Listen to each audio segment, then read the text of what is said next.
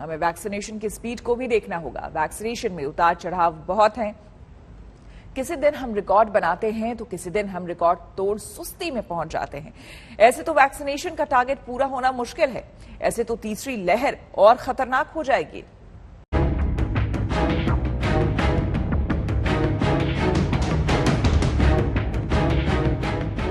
महीना भर भी नहीं हुआ है, कहां तो 91-92 लाख पर वैक्सीनेशन के रिकॉर्ड बन रहे थे, कहां अब उसके आधे तक पहुंचने में भी मुश्किल हो रहा है। 21 जून को 92 लाख डोज लगी थी, 11 जुलाई को 13 लाख डोज भी नहीं लगी, 12 जुलाई को 41 लाख डोज लगी, आज 7 बजे तक करीब 36 लाख डोज लगी है। जून के रिकॉर्ड के बाद इसी तरह से वैक्सीनेशन की स्पीड में उतार चढ़ाव हो रहा है। जगह जगह वैक्सीन की किल्लत है। दिल्ली में फिर कोविशील्ड खत्म हो गई है, सेंटर बंद हो गए। वैक्सीन लगाने सेकेंड डोज का दवाई है नहीं, कह रहे हैं कि कल का भी कोई पता नहीं। वैक्सीन लगवाने आए थे तो मैं शनिवार को आए थे तो बोले मंगलवार को लगेगी, तो वो आज भी कह रहे हैं कि आज नहीं लगेगी, अब पता नहीं कब लगेगी। 1 हफ्ते से सर परेशान हो रही हूँ मैं वैक्सीन के लिए, फर्स्ट डोज के लिए, क्योंकि 2 तो लग चुकी हैं घर में हस्बैंड और बेटी के, तो अभी मेरा ही रह गया। दिल्ली का यही हाल है, महाराष्ट्र, झारखंड, ओडिशा का यही हाल है, दूसरे कई राज्यों में जगह जगह यही हाल है। सिस्टम की दिक्कत है, स्लॉट की दिक्कत है। देश भर में टीकाकरण की रफ्तार अचानक सुस्त पड़ने लगी है और ऐसे में जब तीसरी लहर का खतरा है तो सवाल ये होगा कि आखिर सुस्त रफ्तार से कैसे कोरोना को हराएंगे। अब रियलिटी चेक के लिए मैं नोएडा पहुंचा हूं, सेक्टर 41 के स्कूल में। यहां पर वैक्सीनेशन चल रहा है। हर दिन औसतन 100 से ज्यादा लोगों को टीका लगाया जाता है। कोविशील्ड की सिर्फ डोज मौजूद है।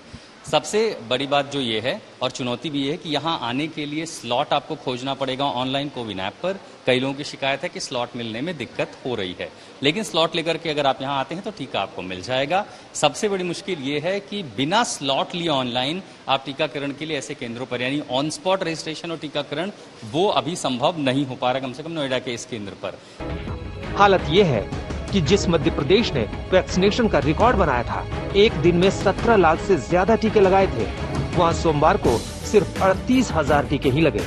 मध्य प्रदेश ने 21 जून को रिकॉर्ड वैक्सीनेशन कर देश भर में सुर्खियां तो बटोरी थी, लेकिन जैसे जैसे अब दिन आगे बढ़ते जा रहे हैं, वैक्सीन की किल्लत मध्य प्रदेश में जैसे आम हो गई है।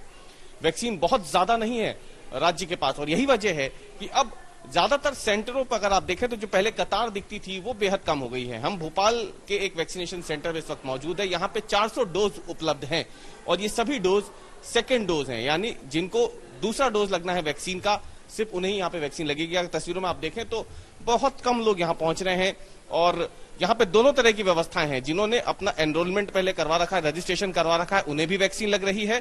जो ऑन द स्पॉट जिनका रजिस्ट्रेशन हो रहा है, उन्हें भी आज यहाँ पे वैक्सीन का सेकेंड डोज दिया जा रहा है। सीधी बात यही है कि वैक्सीन का संकट है, सप्लाई पूरी नहीं हो रही है। इसी से वैक्सीनेशन की स्पीड वो नहीं है जो होनी चाहिए और ये हालात अगस्त से ही बदलने की उम्मीद है।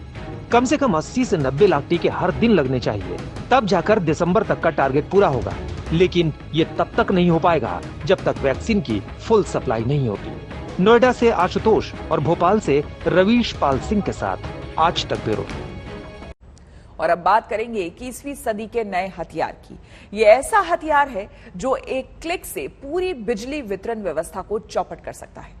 अमेरिकन एजेंसियों की नई रिपोर्ट के मुताबिक पाकिस्तानी हैकर्स का पूरा जोर भारत के साइबर सिस्टम के अंदर एंट्री करने पर है और वो भारत में बड़े हमले की साजिश रच रहा है। पाकिस्तान के हैकर पूरे देश में ब्लैकआउट करना चाहते हैं।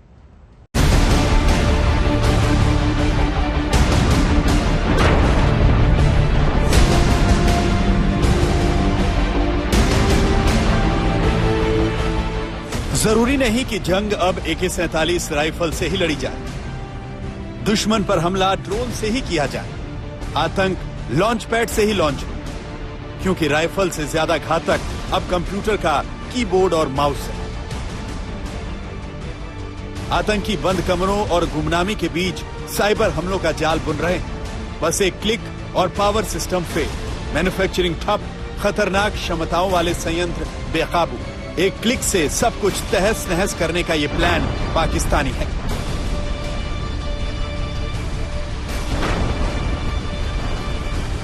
अमेरिका की टेलीकम्युनिकेशन कंपनी लुमेन टेक्नोलॉजी की ब्लैक लोटस लैब्स में सुरक्षा विशेषज्ञों ने पाकिस्तान की पोल खोल दी है और कई तरह के साइबर हमलों को बेनकाब कर दिया है। रिपोर्ट में कहा गया है कि पाकिस्तान में बैठे हैकरों ने भारत की बिजली का वितरण करने वाले सिस्टम को दर्जनों बार टारगेट किया।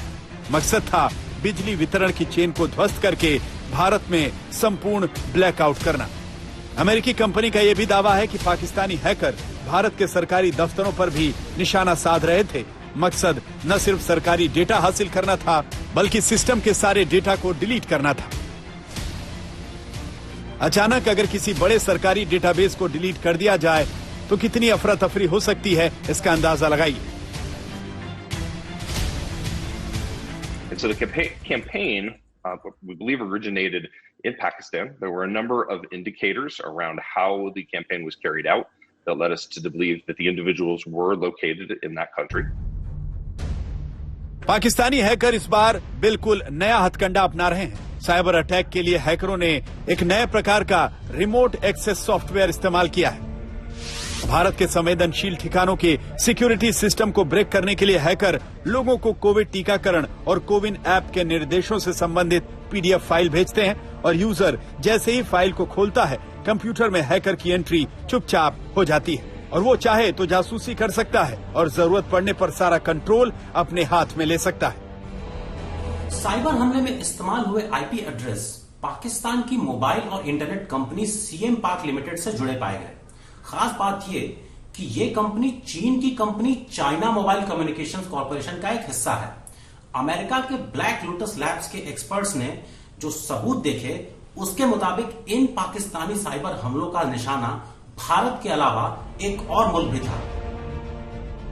यानी ना बम का धमाका, ना ही खून खराबा। साजिश ये है कि माउस की एक क्लिक से ही कामकाज ठप हो जाए, बिना कोई बड़ा जोखिम लिए भारी से भारी नुकसान हो। पाकिस्तान ने हैकर्स का एक पूरा नेटवर्क तैयार किया। हाल ही में पाकिस्तान ने पड़ोसी अफगानिस्तान के सरकारी संगठनों को भी निशाना बनाया था। आईबीएम की साइबर हमलों की एक रिपोर्ट के मुताबिक भारत 2020 में एक तरफ कोरोना महामारी से लड़ रहा था तो दूसरी तरफ उसे पूरे एशिया प्रशांत इलाके में जापान के बाद सबसे ज्यादा साइबर हमले झेलने पड़े। ज्यादा दिन नहीं बीते कि चीन के हैकर्स ने भारत में वैक्सीन निर्माता company serum institute of India और भारत बायोटेक पर साइबर हमले की कोशिश की थी। आज तक की पड़ताल में यह बात साफ हुई थी कि पिछले साल 12 अक्टूबर को मुंबई में पावर ब्लैकआउट के पीछे भी चीन के हैकरों का हाथ था। महत्वपूर्ण बात यह है कि सबसे ज्यादा साइबर हमले बैंकिंग और बीमा क्षेत्र से जुड़ी कंपनियों पर हुए। भारत साइबर क्राइम से सबसे ज्यादा प्रभावित होने वाले टॉप 5 देशों में शामिल है। आज की तारीख में अंतर्राष्ट्रीय स्तर पर कोई भी कानूनी प्रकरण, लीगल ट्रीटी या लॉ मौजूद नहीं है जो ऑनलाइन सोशल मीडिया प्लेटफॉर्म्स पर टेरर को रेगुलेट करने की दिशा में कारगर कदम उठा सकते। आकाशीय बिजली से हर तरफ आफत ही आफत की तस्वीरें और खबरें सामने आ रही है। कई लोग इसमें अपनी जान गंवा चुके हैं। आपको बता दें कि कल गुजरात के द्वारकाधीश मंदिर पर भी आकाशीय बिजली गिरने की घटना सामने आई, लेकिन गनीमत यह रही कि कोई भी हताहत, कोई भी नुकसान नहीं हुआ।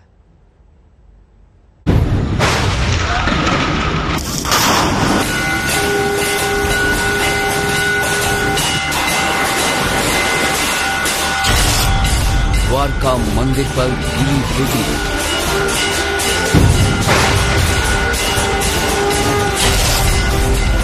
बिजली गिरी, सिर्फ ध्वज को नुकसान।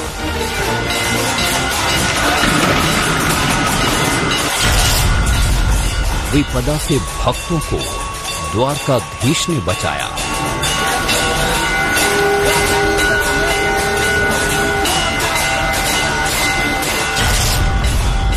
श्रद्धालु बोले, आंखों से देखा चमत्कार। द्वारकाधीश ने पूरा बिजली को अपने मंदिर में समा लिया और एक चमत्कार हुआ। जब द्वारकाधीश बने भक्तों के रक्षक,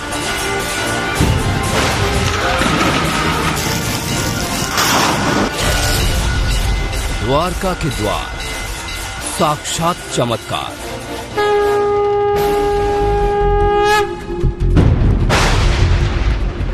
भक्तों की आंखों के सामने मंगलवार को जो हुआ, उसी चमत्कार को अब नमस्कार कर रहे हैं।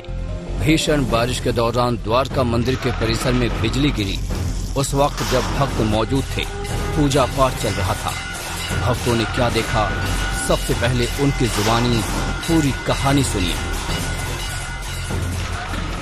दोपहर को ऐसा जमकर बारिश हुआ और बारिश की वजह से बिजली का माहौल हो गया था और बिजली गिरी और जो ध्वजाजी थी उनके ऊपर गिरी और ध्वजाजी थोड़ा डैमेज हो गया। और उसके बाद प्रशासन का ऐसा रूल्स है कि भाई ऐसा जब भी इंसिडेंस होता है तभी उसके बाद में जो ध्वजा चढ़ती है वो आधी काठी में चढ़ती है। मंदिर के ऊपर गिरी बट मंदिर पे कुछ नहीं हुआ, बट ध्वजा जी थोड़ा फट गए और मंदिर को कुछ नुकसान नहीं हुआ। हम लोग बहुत डर गए थे, बट यहाँ पे कुछ मतलब पब्लिक को और मंदिर को कुछ नहीं हुआ, सिर्फ ध्वजा को थोड़ा नुकसान हुआ है और कुछ नहीं।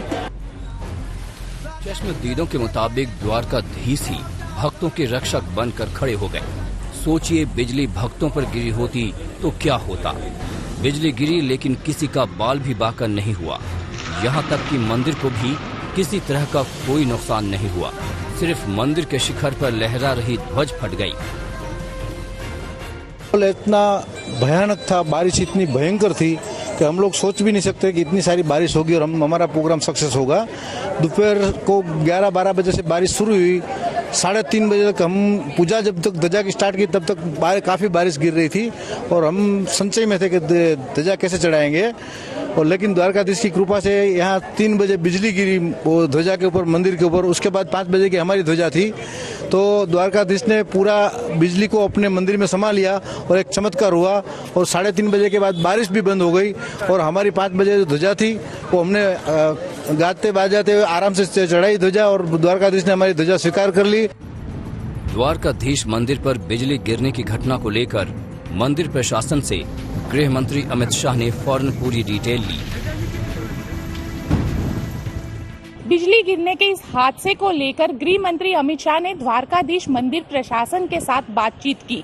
गृह मंत्री अमित शाह ने मंदिर प्रशासन से इस बारे में जानकारी भी ली कि क्या बिजली गिरने की वजह से मंदिर के स्ट्रक्चर को किसी तरीके का नुकसान तो नहीं हुआ। द्वारकाधीश नाम का मतलब है द्वारका के राजा यानी भगवान श्री कृष्ण। श्रद्धालुओं का कहना है कि जब प्रभु द्वारका में विराजमान हैं, तो काल भी भक्तों का कुछ नहीं बिगाड़ सकता।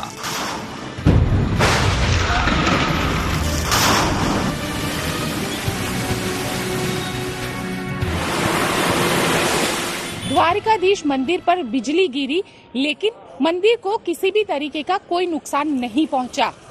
जिसने भी इस वाकये को वहां पे देखा, उनकी श्रद्धा भगवान श्री कृष्ण को लेकर और भी गहरी हो गई।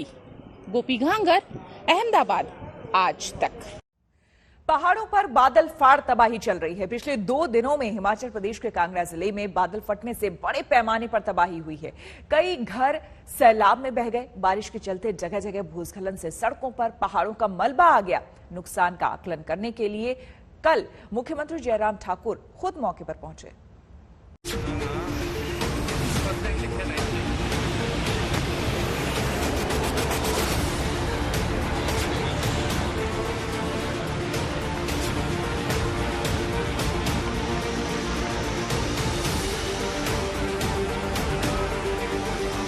यह है पहाड़ तोड़ तबाही। पहाड़ों का सीना चीरकर निकलता सैलाब, पहाड़ों पर जल प्रलय का मंजर। हिमाचल प्रदेश के पहाड़ों ने ऐसी तबाही शायद ही कभी देखी होगी। सैलाब ने ऐसा कहर बरपाया जिसमें घर बार बह गए। बड़े बड़े दरख्त जड़ों से उखड़कर पानी में समा गए। पहाड़ों में सैलाब की ऐसी धार जिसके रास्ते में जो कुछ भी आया वो सैलाब के साथ बह गया। हिमाचल की कांगड़ा घाटी में बादल फटने के बाद हुई तबाही का मंजर ऐसा है जिसकी तस्वीरें देखकर रोंगटे खड़े हो जा रहे हैं। धर्मशाला के मांझी खड्ड में 3 मंजिला 2 मकान देखते ही देखते सैलाब के आगोश में समा गए। सैलाब की तेज धार पूरा मलबा अपने साथ बहा ले गई। मकान के एक कोने को एक मजबूत पेड़ ने संभाल रखा था। ये पेड़ सैलाब की लहरों में समाया तो सब कुछ तबाह हो गया। कांगड़ा जिले में कल बादल तोड़ तबाही का मंजर बेहद खौफनाक था। बादल फटने से जो सैलाब आया उसमें मैक्लोडगंज के पास भक्सुनाग में तमाम कारें माचिस की डिबिया की तरह बहने लगी।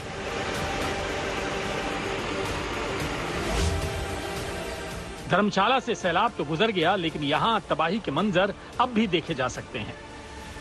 मेरे पीछे धर्मशाला का बोह गांव है जो रोलेहड़ पंचायत के अंतर्गत आता है। देख सकते हैं इस वक्त भी यहाँ पर रेस्क्यू ऑपरेशन चल रहा है। ये घटना सोमवार दोपहर 12 साढ़े 12 बजे की है। एक महिला की जो शव था वो बरामद कर लिया गया है। इसके अलावा अभी भी 8 से 9 लोग इस मलबे में फंसे हो सकते हैं। एनडीआरएफ की टीम, स्थानीय प्रशासन अभी इस रेस्क्यू ऑपरेशन में जुटा हुआ है। 5 लोग यहाँ जो है उनका रेस्क्यू किया गया है। जो सूचना और ज्यादा और जो मिली है अभी तक तो लगभग 9 लोगों के मिसिंग होने की खबर है। रेस्क्यू ऑपरेशन में हमारी कोशिश यही है कि जो मिसिंग है उनको हम किसी तरह से भी निकाल सके। चंबा में मूसलाधार बारिश से पठान भरमौर एनएच पर केरू के पास पहाड़ दरक गया। पहाड़ी मलबे से भरा पानी जब हाईवे पर बहने लगा तो लोगों की चीखें निकल गईं। हमारा जो बुलडोजर है वो यहीं पे तैनात रहता है हमेशा, तो जैसे ही स्लश आता है वैसे इसको ओपन किया जाता है, फिर थोड़ी देर के लिए ट्रैफिक को थ्रू किया जाता है। तो जो स्लश है वो कॉन्टिन्यूसली आ ही रहा है, तो हम इसको कोशिश कर रहे हैं कि हम इसको खोलते जाएं जैसे जैसे स्लश आ रहा है। हिमाचल प्रदेश के कुल्लू में सैलाब के साथ बह रहे मलबे के बीच एक कार फंस गई, जिसे जेसीबी मशीन से घंटों की मशक्कत के बाद हटाया गया। हिमाचल प्रदेश में बादल तोड़ तबाही के साथ बड़े पैमाने पर भूस्खलन के मामले सामने आए हैं। 25 सड़कों पर भूस्खलन की वजह से आवाजाही बंद है। धर्मशाला में मृत्युंजय के साथ अशोक रैना, कांगड़ा, आज तक। वैसे हिमाचल ही नहीं बल्कि उत्तराखंड में बारिश के दूसरे दौर में जगह जगह जमकर तबाही हुई है। उत्तरकाशी में बड़े पैमाने पर भूस्खलन हुआ है, जिसके बाद जगह जगह गाड़ियां जहां की तहां खड़ी हो गई हैं। कई पहाड़ी नदियां और नालों में अचानक पानी भर जाने से लोगों को जान जोखिम में डालना पड़ रहा है।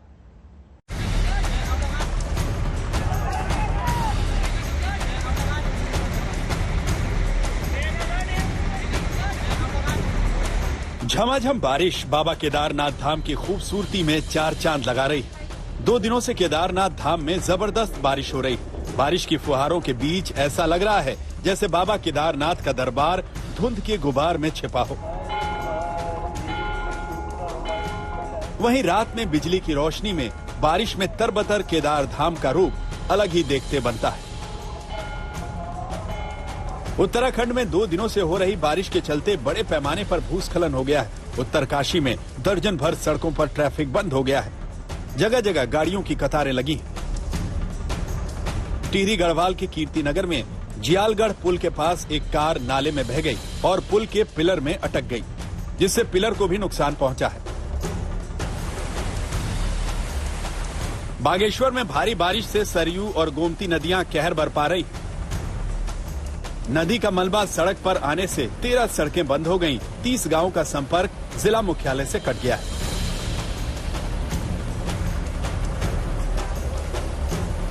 उत्तराखंड में नाले के उफान और उसमें फंसी जान की जरा ये तस्वीर देखी। दिल दहला देने वाली ये तस्वीरें उत्तराखंड के विकास नगर के कोठा तालसी छानी का है। यहाँ अमलावा छानी के लोग बरसाती नदी पर बनी पुलिया पार कर रहे थे, लेकिन इस बीच अचानक पानी का तेज बहाव आया और पुलिया बह गई, जिसके चलते पुलिया पार कर रहे लोगों की जान आफत में फंस गई। देखिए जरा ये तस्वीरें। जरा सी चूक हुई तो जान का खतरा है, लेकिन इसके बावजूद 2 महिलाओं को नाला पार कराने की कोशिश की जा रही है। मुसीबत ऐसी विकराल है कि बचाने वालों की भी चीखें निकल रही। ये देखिए, इस महिला के पांव उखड़ने लगे तो कैसे लोगों के होश उड़ गए। किसी तरह उसे मौत के मुंह से खींचकर लोग किनारे पर लेकर आए। दूसरी महिला की हालत खराब थी। जैसे तैसे ये महिला भी किनारे पर आई। रोंगटे खड़े कर देने वाला ये नजारा देखकर तो कोई भी कांप उठेगा।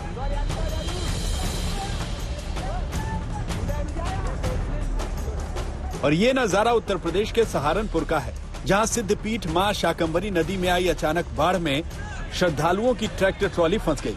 दर्जनों लोगों की जान अटक गई। ड्राइवर को पानी का अंदाजा नहीं था। बीच धार ट्रैक्टर बंद हो गया। आसपास के लोगों ने श्रद्धालुओं की जान बचाई। सहारनपुर से अनिल भारद्वाज, विकासनगर से टीना साहू के साथ जगदीश पांडे, बागेश्वर, आज तक।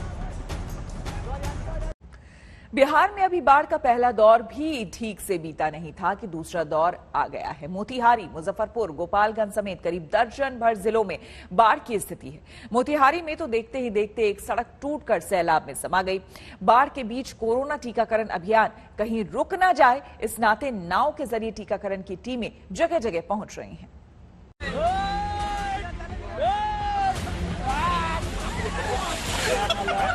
ये देखिए सड़क पर दरार, और ये पूरी तरह से फट गई सड़क।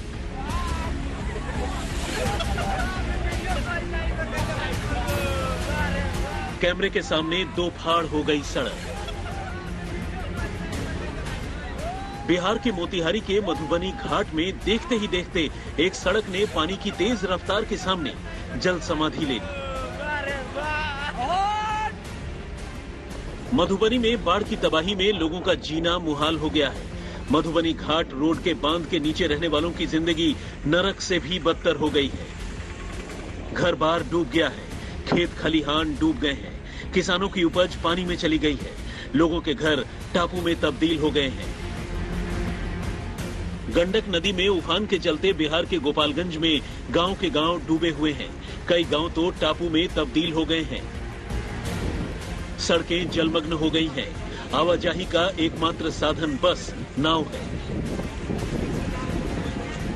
गांव का हाल यह है कि झोपड़ियां पानी में बह गई हैं, कई पक्के मकान भी टूट गए हैं। जो मकान बचे हैं उनमें भी मलबा भरा पड़ा है। करीब 3 महीने से यहाँ के लोग विस्थापितों वाली जिंदगी जी रहे हैं। जो मिलता है वो खाते हैं, नहीं मिलता है तो इधर उधर से दर दुकान से ले आके खाते हैं, चूरा मीठा खा कर रहते हैं। यहाँ तो कोई व्यवस्था सर है नहीं, चूल्हे में आँच भी नहीं भरता है, पानी घुस जाता है तो तिरपाल तान के उधर रहते हैं बांध के ऊपर जाकर, फिर पानी कम हो जाता है फिर आ जाते हैं। और इसे कहते हैं आपदा में अवसर। बिहार के बाढ़ ग्रस्त इलाकों में टीका वाली नाव के जरिए टीकाकरण किया जा रहा है। बिहार के दर्जन भर जिले बाढ़ की चपेट में हैं, जिसका असर कोविड टीकाकरण पर पड़ रहा है। सरकार ने बाढ़ प्रभावित जिलों में टीका वाली नाव चलवाना शुरू किया है।